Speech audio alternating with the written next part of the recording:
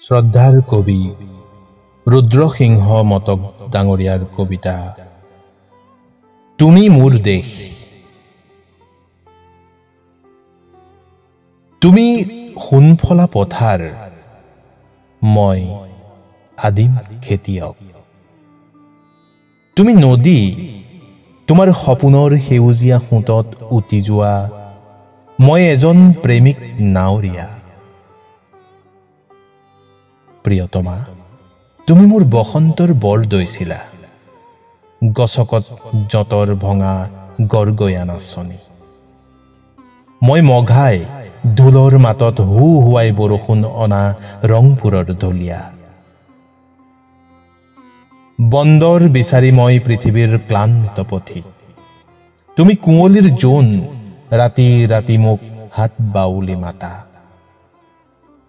সমুদ্ৰৰ সিপাৰৰ পৰা নচচা শুলো হাঁহি হাঁহি বুকু পাতি লোৱা, তুমি কোন সূৰ্যৰ যি অজে আজয় মতি। ময়ে বান্ধিছো যতনেৰে তোমাৰ সূৰ্য আৰু কীৰ্তিৰ ওখ দৌল।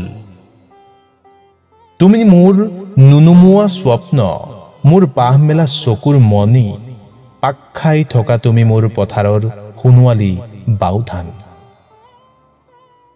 ওখ টঙি ঘৰত উঠি জাত জাত বনগীত গাই মই হুৰাই দিওঁ হালধীয়া তুনিৰ জাক। এন্ধাৰত বাট হেৰুওৱা তুমি মোৰ দেশ, তোমাৰ মমতাত জ্বলি উঠা কবিতাৰ শব্দবোৰ সেয়া মোৰ ধমনীৰ তেজ, তোমাৰ কপালৰ সেউতাত ডগমগ ৰঙা বেলি।